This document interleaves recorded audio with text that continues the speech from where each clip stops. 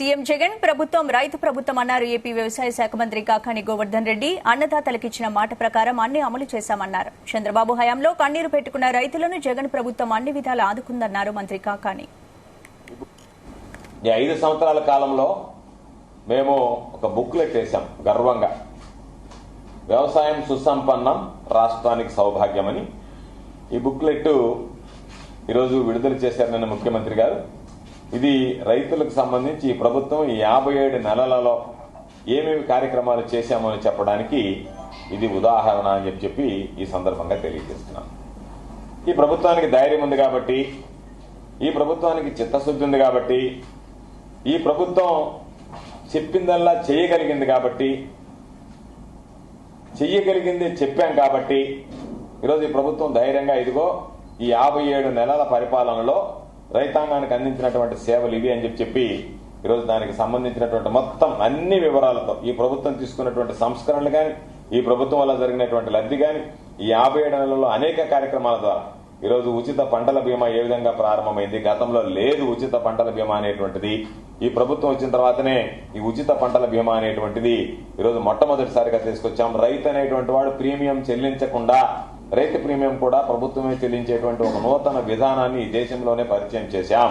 ఇది వైఎస్ఆర్ ఉచిత పంటల బీమా అనేటువంటిది చంద్రబాబు నాయుడు హయాంలో గాని 2019 ఎన్నికలకు ముందు గాని లేనటువంటి కార్యక్రమం జగన్మోహన్ రెడ్డి గారు ప్రవేశపెట్టినటువంటి కార్యక్రమం.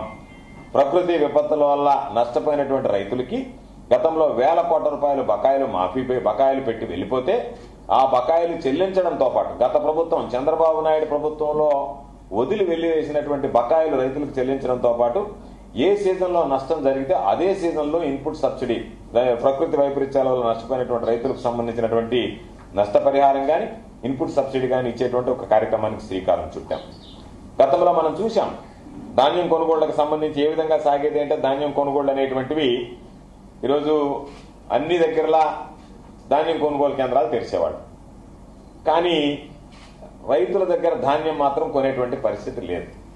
ధాన్యం కొనుగోలు కేంద్రాలకి రైతులు తీసుకువెళ్తే ట్రిప్ షీట్ జనరేట్ కాలే కాబట్టి మీకు ఆ జనరేట్ అయిందాక ఆ ట్రక్ షీట్ మీ నెంబర్తో జనరేట్ అయిందాక మీరు ఉండంటే 2 రోజులో 3 రోజులో ఆ ట్రాక్టర్ల మీదనో లారీల మీదనో రైతుల ధాన్యాన్ని ఆ ధాన్యం కొనుగోలు కేంద్రాల దగ్గర పెట్టుకుని విసుగు చెంది ఆ లారీ అతను మీ బాడుగా వద్దు ఏమవుతుందని చెప్పి ఆ బంతాలు దిగి కింద బారేసిపోతే పాపం రైతులు ఎంతకో గందుకు అమ్ముకునేటువంటి పరిస్థితి ఏర్పడింది. మేము అందరం చూసాం. ఇది కొత్త కాదు. ఈరోజు ఈ రాష్ట్రంలో చంద్రబాబు నాయుడు ముఖ్యమంత్రి ఉన్నప్పుడు పుట్టుబుట్లు ఎంతకమ్మాయి? 12,500 రూపాయలు ఎక్కడమ్మాయి. 12,500కి అమ్మినటువంటి ఆ పరిస్థితుల్లో ఈరోజు మనం పుట్టి 850 కేజీలకు సంబంధించి 18,000 రూపాయలు దాదాపుగా గిట్టుబాటు ధర ఉంటే ఈరోజు గర్వంగా చెప్తున్నాం. ఈ రోజు ఇప్పుడు జరుగుతున్నాయి కోతలు. ఎందుకంటే మన లేట్ ఖరీఫ్ అర్లీ రబీ కాబట్టి ఇప్పుడు జరుగుతున్నాయి కోతలు. సూళ్లూరుపేట ప్రాంతాల్లో జరుగుతున్నాయి, పొదలకూరు మండలంలో కొన్ని దగ్గరలు జరుగుతున్నాయి, అల్లూరు మండలంలో కావలి నియోజకవర్గంలో కొన్ని దగ్గరలు ఇప్పుడే కోతలు, కోవూరు నియోజకవర్గంలో కోతలు ప్రారంభమయ్యాయి.